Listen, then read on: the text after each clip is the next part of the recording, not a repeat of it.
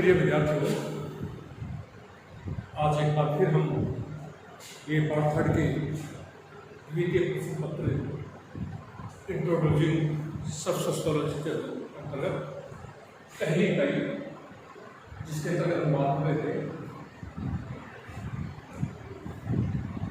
Sociology of urban society, invitation to urban sociology, nature, subject matter और areas, यानी कि जो ये भाग तृतीय की जो द्वितीय प्रश्न पत्र है, द्वितीय प्रश्न पत्र की जो प्रथम इकाई है उसके अंतर्गत हम लोग नगरीय समाजशास्त्र के बारे में बात करेंगे।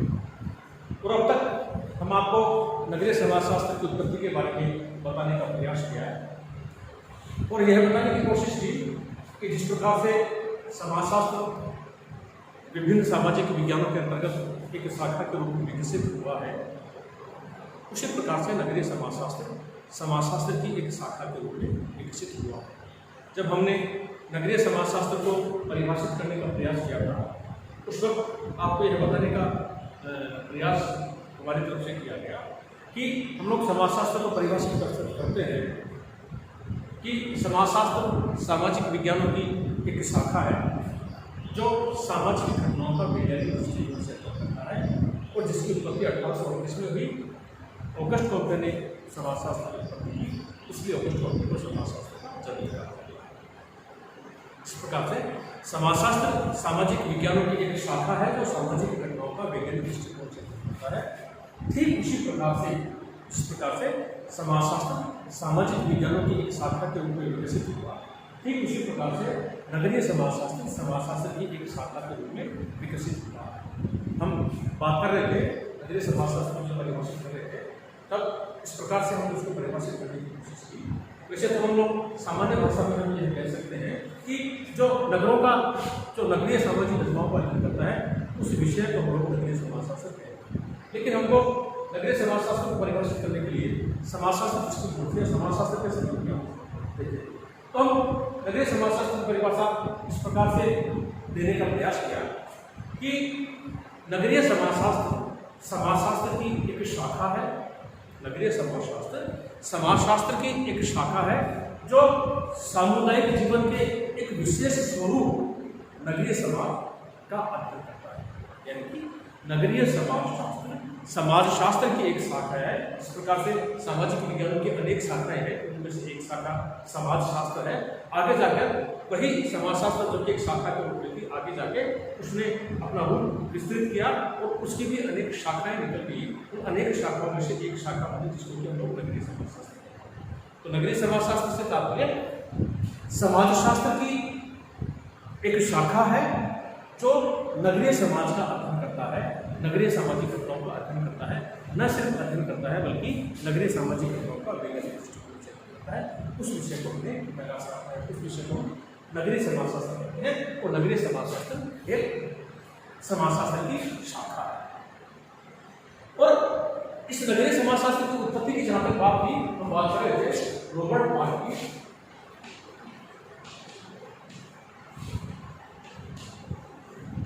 रॉबर्ट बार्क ने 1915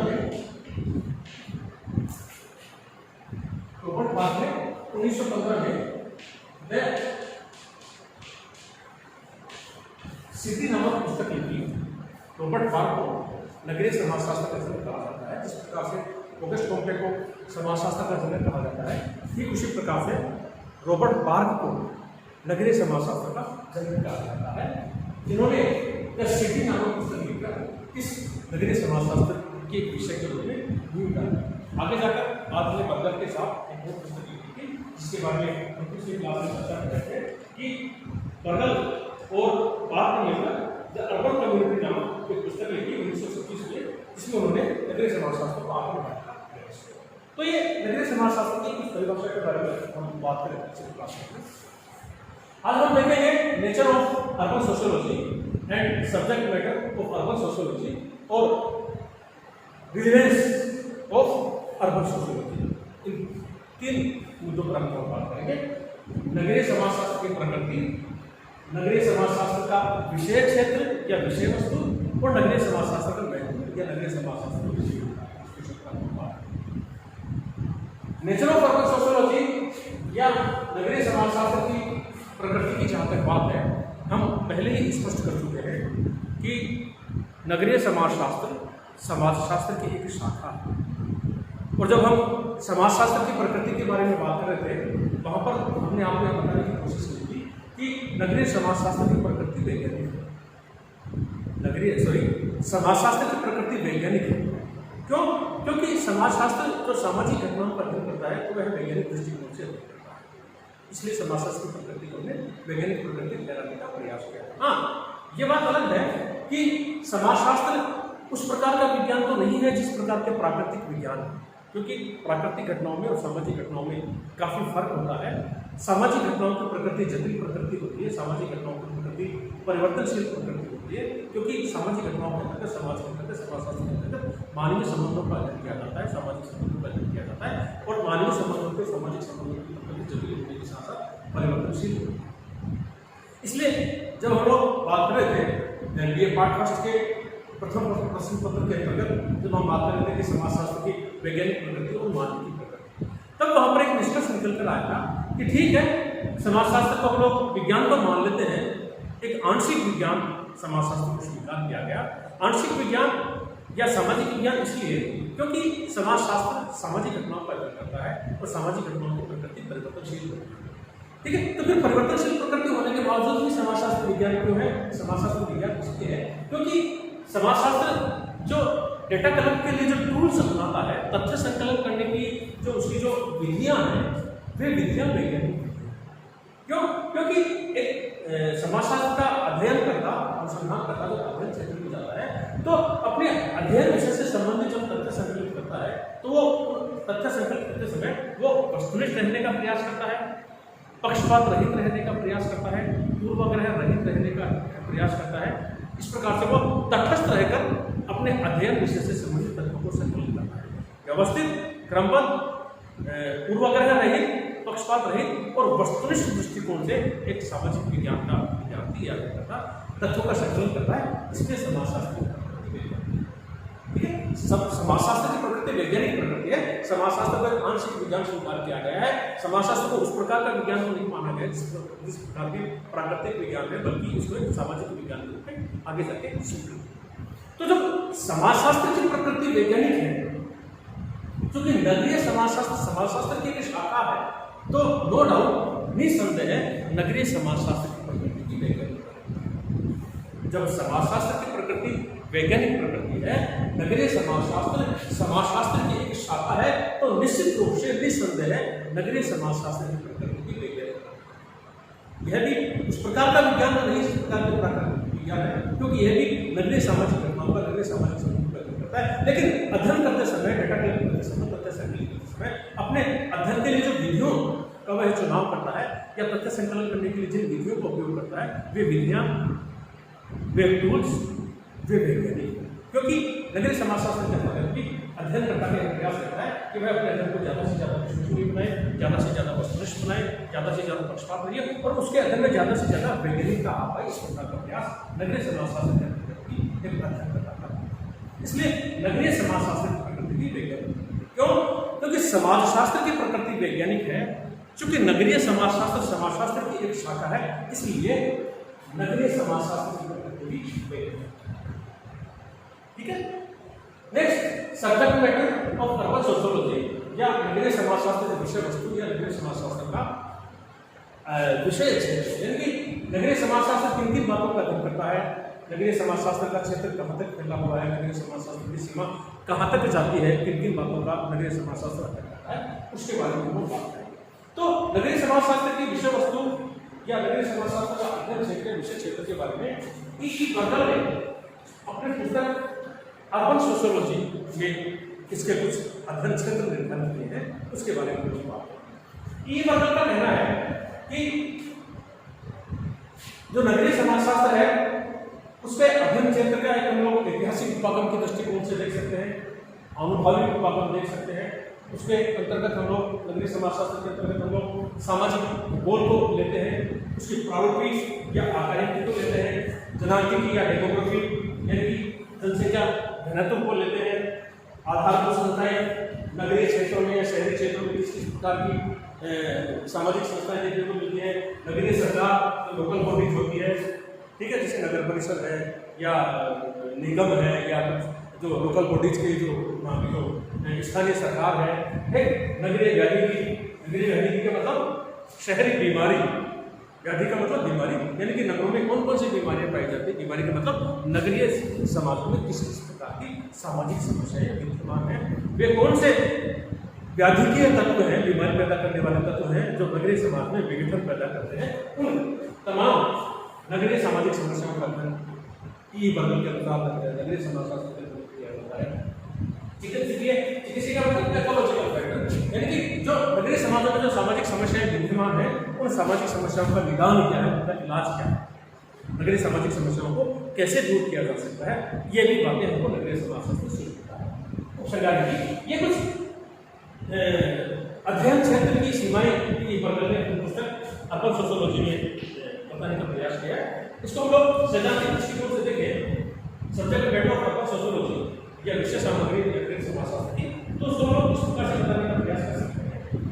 नगरीय समाजशास्त्र विषय सामग्री के अंतर्गत जनसंख्या वृद्धि, औद्योगिकीकरण एवं नगरीकरण के फलस्वरूप नगरों का विकास होता गया। जैसे कि कभी बात करते हैं कि नगरों का हम ये बात करते हैं कि नगरीय समाजशास्त्र को समझने के लिए जरूरी है कि हम लोग नगरों को समझें, और नगरों को समझने के लिए हमको ये जानना होगा कि नगरों की उत्पत्ति कैसे हुई है। इसके कारणों के अंतर्गत हम जाएँ, इसके कारणों के पीछे जाएँ तो हम बात कर रहे थे कि नगरों की उत्पत्ति के जो महत्वपूर्ण कारण है तो जनसंख्या वृद्धि है, दूसरा औद्योगिकीकरण है, यानी कि कल कारखाने फैक्ट्री स्थापित हो जाती है, उत्पादन जब उद्योगों के द्वारा होने लगता है तो औद्योगिकीकरण नगरों के बनने का एक कारण है। तीसरा एक सबसे महत्वपूर्ण कारण है, उसको हमने कहा नगरीकरण या अर्बेनाइजेशन, जिसमें कि ग्रामीण क्षेत्र के लोग रोजगार की तलाश में शहरों की तरफ पलायन करते हैं। उस प्रक्रिया को हमने नगरीकरण कहा था, और उसके अंतर्गत बताने की कोशिश की थी कि नगरीकरण के अंतर्गत दो प्रकार के फैक्टर काम करते हैं, पुल फैक्टर और एक पुश फैक्टर। तो ये जनसंख्या वृद्धि, औद्योगिकरण और नगरीकरण के परिणाम शहरों का विकास होता है, और ये नगरीय समाजशास्त्र विषय वस्तु के अंतर्गत बड़े महत्वपूर्ण तत्व हैं। इस प्रगति के साथ साथ लोगों का ध्यान नगरों की समस्याओं के अध्ययन एवं निराकरण के प्रति आकर्षित होता गया। नगरीकरण ने नगरीयवाद को जन्म दिया। इस नगरीयवाद में नगरों की समस्याओं पर ध्यान दिया जाने लगा, ठीक है। साथ ही उनके विचारों का संकलित एवं संबंधित रूप भी नगरीय समाजशास्त्र के आगे जाकर ई वर्गल ने इन अलग अलग बिंदुओं के माध्यम से नगरीय समाजशास्त्र के अध्ययन क्षेत्र को निर्धारित करने का प्रयास किया है।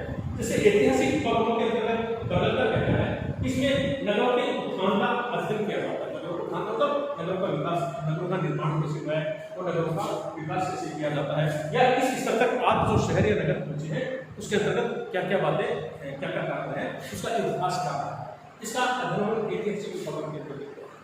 दूसरा वर्गल ने बताया अनुभविक उपक्रम। इस अनुभव उपक्रम में नगरों की बसावट के प्रतिमानों का अध्ययन किया जाता है। जो अनुभविक उपक्रम है, उस अनुभविक उपक्रम से हम लोग वहाँ का जो बसावट है नगरों की, वो बसावट किस प्रकार की है, वो कितने क्षेत्र में फैले हुए हैं, वहाँ के मकानों की डिजाइन क्या है, सड़कों की लंबाई चौड़ाई क्या है, कितने क्षेत्र में लोगों की बसी हुई है, ये बसावट का अनुभविक उपक्रम के अंतर्गत अध्ययन किया जाता है। सामाजिक भूगोल के अंतर्गत नगरों के अवस्थापन, पारिस्थितिकी प्रतिमानों का अध्ययन किया जाता है। प्रारूपिकी या आकारिकी का जहाँ सवाल है, इसमें नगरों के प्रकारों का अध्ययन किया जाता है। किस किस प्रकार के नगर होते हैं, ये हम लोग जब सिटी या नगर का अध्याय आएगा, अगला टॉपिक है, उसमें हम आपको देखेंगे कि नगरों के प्रकार क्या क्या हो सकते हैं, नगरों को किस किस श्रेणी में विभाजित किया जा सकता है। जनांगिकी या डेमोग्राफी से तात्पर्य है, इसमें जनसंख्या की संरचना, जनांगिकी या डेमोग्राफी के अंतर्गत जनसंख्या की संरचना तथा वर्ग व्यवस्था, प्रजाति और राष्ट्रीयता एवं जनसंख्या गतिविधि का अध्ययन किया। नेक्स्ट जो आधारभूत संस्थाएं हैं उसके अंतर्गत मैंने आपको पहले भी बताया, इसमें नगरीय परिवार है, धर्म है, मनोरंजन है, आदि संस्थाओं को रखा गया है। यानी कि नगरीय समाज में ग्रामीण समाज से कुछ भिन्न संस्थाएं होती हैं। जैसे हम कहें कि ग्रामीण क्षेत्रों में मनोरंजन का अभाव होता है, जबकि शहरी क्षेत्रों में मनोरंजन के अनेक साधन होते हैं, अनेक प्रकार के क्लब होते हैं, विकास संस्थाएं होती हैं, सिनेमा होते हैं। तो जो भी आधारभूत संस्थाएं हैं जो कि नगरों को शहरों से अलग करते हैं, उन उन आधारभूत संस्थाओं का अध्ययन बर्गल के अनुसार नगरीय समाजशास्त्र की अध्ययन। नगरीय सरकार, इसमें हमने आपको बताया था कि नगरों का जो स्थानीय प्रशासन होता है, नगर पालिका है, नगर परिषद है, निगम है, या जो भी वहाँ की शहर की लोकल बॉडीज है जो कि वहाँ की स्थानीय सरकार होती है, उस शहरी प्रशासन को चलाती है, वो उस बोर्ड का, उन निगम का, उन पालिकाओं का, उन परिषदों का अध्ययन करना नगरीय समाजशास्त्र का काम है। ऐसा बर्गल करना। नगरीय व्याधिकी, इसके अंतर्गत हमने आपको बताया था, व्याधिकी का मतलब बीमारी। नगरों में किसी प्रकार की बीमारी से तात्पर्य नगरीय सामाजिक समस्या से। तो नगरों में जिस प्रकार की सामाजिक समस्या हमने आपको बताने की कोशिश की थी कि जनसंख्या वृद्धि के परिणाम स्वरूप कच्ची बस्तियां और गंदी बस्तियां, स्लम्स का विकास हो जाता है, जिसके परिणाम स्वरूप वहाँ पर अपराध बढ़ने लगते हैं। बाल अपराध है, महिला होता है, नशे की प्रवृत्ति है, बलात्कार है, वेश्यावृत्ति है, भिक्षावृत्ति है। ये तमाम प्रकार की जो सामाजिक समस्याएं हैं जो जिनको ग्रामीण क्षेत्रों में देखने को नहीं मिलती, वे हमको केवल शहरी क्षेत्रों में ही देखने को मिलती। उन सभी नगरीय सामाजिक समस्याओं का अध्ययन करना बर्गल के अनुसार नगरीय समाजशास्त्र का काम है। न सिर्फ अध्ययन करना बल्कि उन समस्याओं का समाधान सुझाने का काम भी नगरीय समाजशास्त्र के द्वारा किया जाता है। चिकित्सकीय, जैसा कि अभी हमने आपको बताया था कि नगरीय व्याधिकी के अंतर्गत हम लोग नगरीय सामाजिक समस्याओं का अध्ययन करते हैं। चिकित्सकीय के अंतर्गत हम लोग नगर में जो सामाजिक समस्याएं विद्यमान है, उन सामाजिक समस्याओं को दूर करने के लिए समाधान सुझाए जाते हैं। ठीक है, वहाँ की जो स्थानीय प्रशासन, उसको सुझाव दिए जाते हैं। शहर की बसावट अच्छी हो सके, गृह निर्माण अच्छे हो सके, हाउसिंग बोर्ड वगैरह इसके अंदर शामिल किया जाता है, यानी कि शहर का संचालन, नगर का संचालन ठीक से हो सके, किसी प्रकार की समस्या की उत्पत्ति न हो, और समस्या अगर पैदा होती है तो उसका इलाज किया जा सके। ऐसा जो है उपचार सुझाना नगरीय समाजशास्त्र का काम है। ऐसा बर्गल का काम। इसमें नियोजन, गृह निर्माण एवं सामुदायिक संगठन जैसे विषयों को। अंत में बर्गल ने जो नगरीय समाजशास्त्र का जो विशेष क्षेत्र बताया है उपसंहार की, इसमें नगरीय जीवन के भविष्य को रखा गया है, यानी कि आगे जाकर नगर का भविष्य क्या होगा और नगर के भविष्य को देखते हुए उसके लिए जो कार्यक्रम बनाया जाए, जो प्लान बनाया जाए, जो नियोजन या योजना बनाई जाए, उसका जो है नगरीय समाजशास्त्र का है। तो ये बर्गल के अनुसार सब्जेक्ट मैटर ऑफ सोशियोलॉजी था नगरीय समाजशास्त्र का विषय क्षेत्र या अध्ययन क्षेत्र। आगे हम बात करेंगे नगरीय समाजशास्त्र के रिलेवेंस या इंपोर्टेंस की। नगरीय समाजशास्त्र के रिलेवेंस या इंपोर्टेंस या यूटिलिटी की जहाँ तक बात है, हम प्रारंभ में भी आपको बताए थे कि नगरीय समाजशास्त्र एक ऐसा विषय है जो नगरीय सामाजिक घटनाओं का अध्ययन करता है, नगरीय समाज का अध्ययन करता है। न सिर्फ नगरीय सामाजिक घटनाओं का, नगरीय समाज का अध्ययन करता है, बल्कि जो नगरों में जो सामाजिक समस्याएं विद्यमान हैं, जैसा कि हमने आपको बताया कि जनसंख्या वृद्धि के परिणामस्वरूप अनेक प्रकार की कच्ची बस्तियां, औद्योगिकरण के परिणामस्वरूप, नगरीकरण के परिणामस्वरूप शहरों की आबादी बहुत अधिक बढ़ जाती है, जनसंख्या घनत्व तो बहुत अधिक बढ़ जाता है, जिससे रोजगार के लाले पड़ने लगते हैं, जिसके परिणामस्वरूप शहर के आसपास या उद्योगों के आसपास कच्ची बस्तियां, गंदी बस्तियों का निर्माण हो जाता है। उन कच्ची बस्तियों, गंदी बस्तियों के निर्माण के परिणामस्वरूप शहरी क्षेत्र में अनेक प्रकार की सामाजिक समस्याएं पैदा हो जाती है। जैसे हम बात कर रहे थे, अपराध का जन्म हो जाता है, बाल अपराधी कच्ची बस्तियों, गंदी बस्तियों से निकलने लगते हैं, भिक्षावृत्ति वहाँ से शुरुआत होती है, वेश्यावृत्ति की शुरुआत होती है, डकैती होती है, अनेक प्रकार की सामाजिक समस्याएं जो है शहरी क्षेत्र में हमको देखने को मिलती है। तो नगरीय समाजशास्त्र न सिर्फ नगरीय सामाजिक घटनाओं का अध्ययन करता है, बल्कि नगरीय सामाजिक घटनाओं का अध्ययन करने के पश्चात नगरीय सामाजिक समस्याओं को ढूंढता है। जैसे बात करते हैं नगरीय व्याधिकी, नगरीय सामाजिक समस्याओं को ढूंढता है और उन नगरीय सामाजिक समस्याओं को निजात दिलाने के लिए, नगरीय सामाजिक समस्याओं को दूर करने के लिए अपनी तरफ से सुझाव प्रेषित करता है। ये नगरीय समाजशास्त्र का महत्वपूर्ण उपयोगिता या यूटिलिटी या रिलेवेंस है। औद्योगिकरण और नगरीकरण के बढ़ने के साथ साथ नगरीय समाज अधिक जटिल होते गए। ऐसी दशा में इनके अध्ययन का महत्व बढ़ता गया। सुख सुविधाओं एवं आवश्यक सेवाओं की उपलब्धता तथा सुरक्षा की दृष्टि से नगर आकर्षण के केंद्र बनते जा रहे। जनसंख्या आधी के तीव्र गति से बढ़ने के कारण वहाँ अनेक सामाजिक समस्याएं उत्पन्न होने लगी हैं। वहाँ अनेक सामाजिक समस्याएं उत्पन्न होने लगी है। साथ ही ऐसी दशा में नगरीय समाज एवं नगरीय जीवन का अध्ययन काफी महत्वपूर्ण हो गया।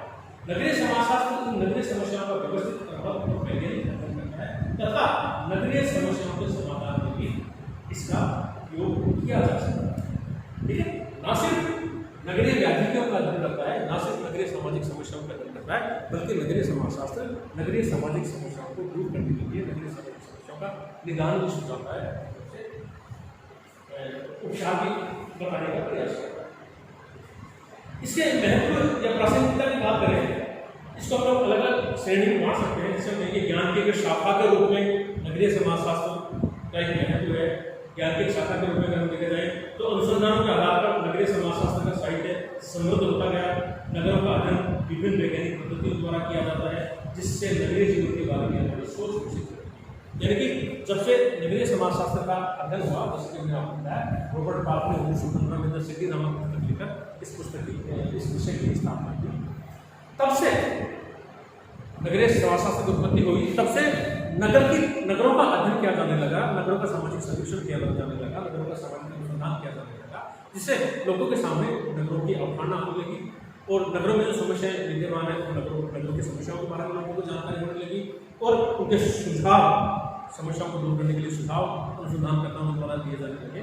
यानी कि ज्ञान की वृद्धि, एक अतिरिक्त ज्ञान जो कि अब तक जिससे हम लोग नावाकिफ थे, शहरी समाज या नगरीय समाज के बारे में, जिसके बारे में जानकारी नहीं थी, उसके बारे में नगरीय समाजशास्त्र जानकारी तो ज्ञान की शाखा के रूप में हमारे लिए उपयोगी है। इसका एक व्यावसायिक महत्व है। व्यावसायिक महत्व का मतलब नगरीकरण की प्रक्रिया के परिणाम स्वरूप नगरों का विकास तेजी से हो रहा है। जैसे कि हम बात करते हैं कि जैसे जैसे अर्बनाइजेशन की प्रक्रिया होती है, मतलब उद्योगों के द्वारा उत्पादन होने लगा, ग्रामीण क्षेत्र के लोग रोजगार की तलाश में शहरों की तरफ पलायन करने लगे, तो नगरीकरण की प्रक्रिया को बढ़ावा मिला और साथ ही साथ नगरों की जनसंख्या बढ़ती गई। नगरीय जीवन के लोगों के अध्ययन में जिनकी रुचि है, उन्हें इस विज्ञान के द्वारा काफी सामग्री मिली। वर्तमान में सामाजिक विज्ञान के शाखा के रूप में नगरीय समाजशास्त्र को विभिन्न महाविद्यालयों में विश्वविद्यालयों में पढ़ाया जाता है। यानी कि ज्ञान का विकास हुआ, साथ ही साथ व्यावसायिक महत्व उसका बढ़ा गया। नगरीकरण की प्रक्रिया ने शहरीकरण को बढ़ावा, नगरीकरण की प्रक्रिया ने जनसंख्या वृद्धि यानी कि शहरों की आबादी को बढ़ावा दिया, जिसके कारण इसका व्यवसाय महत्व बढ़ता गया और अनेक विश्वविद्यालयों और महाविद्यालयों में नगरीय समाजशास्त्र इसका अपना एक समाजशास्त्री महत्व है। और समाजशास्त्र महत्व का मतलब नगरीय समाजशास्त्र नगरीय जीवन में घटने वाली घटनाओं, अंतःक्रियाओं, समस्याओं, समूहों, सामाजिक परिवर्तनों का वैज्ञानिक अध्ययन कर नए सिद्धांतों का निर्माण। नगरीय समाजशास्त्र जो है नगरीय समाज की समस्याओं के निराकरण में सहायक है। जैसे मैं आपको बताया था कि यह न सिर्फ नगरीय सामाजिक समस्याओं का अध्ययन करता है, बल्कि नगरीय सामाजिक समस्याओं को दूर करने के लिए उपाय भी सुझाता है, निदान भी सुझाता है। नेक्स्ट, सामाजिक पुनर्निर्माण में सहायक है। इसका मतलब विभिन्न नगरीय सामाजिक समस्याओं के परिणामस्वरूप सामाजिक विघटन होता जा रहा है। ऐसी स्थिति में नगरीय समाज को पुनः संगठित करने की आवश्यकता है। नगरीय समाजशास्त्र में नगरीय समाज के पुनर्निर्माण से संबंधित सिद्धांतों की विवेचना की जाए। नगर नियोजन में सहायक, यानी कि जो सिटी प्लान होते हैं, वहाँ की जो नगर पालिका होती है, नगर परिषद होते हैं, जो निगम होते हैं, उनको जो नगरीय समाज शास्त्री जो है या नगरीय समाज को अध्ययन करने वाला एक विद्वान या अध्ययन करता है, वो उसके प्लान बताता है कि किस प्रकार से शहरों के लिए अच्छे प्लान लाए जा सकते हैं। यानी कि नगर नियोजन आधुनिक नगरों की नियुक्ति आवश्यक है, जिसके अंतर्गत सामाजिक नियोजन जैसे खेल कूद के मैदान होने चाहिए, सामुदायिक केंद्र होने चाहिए, अनेक शिक्षण संस्थाएं होनी चाहिए, इसके अंतर्गत सम्मिलित किए जाते हैं। एक नगरीय समाज के अंतर्गत के द्वारा इस प्रकार के सुझाव दिए जाते हैं। इनका नियोजन भी आवश्यक है और यह कार्य नगरीय समाजशास्त्री परिभाषा से कर सकता है। और यह सामाजिक परिवर्तनों का अध्ययन करता है नगरीय समाजशास्त्र जो है, क्योंकि हम देखते हैं कि ग्रामीण क्षेत्रों की तुलना में शहरी क्षेत्रों में सामाजिक परिवर्तन तीव्र गति से, क्योंकि ग्रामीण क्षेत्र परिपाटी वाले होते हैं, परंपरा वाले होते हैं, और परंपरा और आधुनिकता में हम देखते हैं शहर द्वंद्व रहा है। परंपरा आधुनिकता को या नैतिक नीति को आसानी से स्वीकार, जबकि शहरी क्षेत्र नगरीय क्षेत्रों में सामाजिक परिवर्तन तीव्र गति से होते हैं, क्योंकि जो भी नई तकनीक आएगी, नया आविष्कार आएगा, कोई भी नई आधुनिक चीज आएगी, शहरी क्षेत्र के लोग उसको बड़ी तीव्रता से स्वीकार करते हैं। इसलिए ग्रामीण क्षेत्र की तुलना में शहरी क्षेत्र में सामाजिक परिवर्तन तीव्र गति से आता है, जिसका अध्ययन नगरीय समाजशास्त्र करता है। नगरों में तीव्र गति से सामाजिक परिवर्तन हो रहा है। नगरीय व्यक्ति के व्यवहार, मूल्य, मानसिकता, खान पान और वेशभूषा तेजी से बदल रहे हैं। वह भौतिकवादी और उपभोक्तावादी बनता जा रहा है। इन सब का अध्ययन नगरीय समाजशास्त्र व्यवस्थित और वैज्ञानिक रूप से कर रहा है। साथ ही इसका जो महत्व है वह है नगरीय सामाजिक व्यवस्था का अध्ययन करता है, क्योंकि हम लोग प्रारंभ में बता चुके हैं कि नगरीय समाजशास्त्र नगरीय सामाजिक का, नगरीय सामाजिक संबंधों का, नगरीय सामाजिक संस्थाओं का, इनके जो भी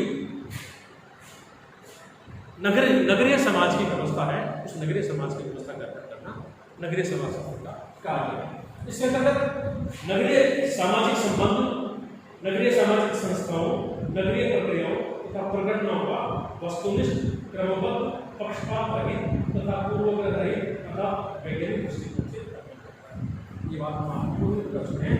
तो जब हम बात कर रहे थे कि नगरीय समाजशास्त्र की प्रकृति क्या है, तो नगरीय समाजशास्त्र की प्रकृति वैज्ञानिक प्रकृति है। क्यों?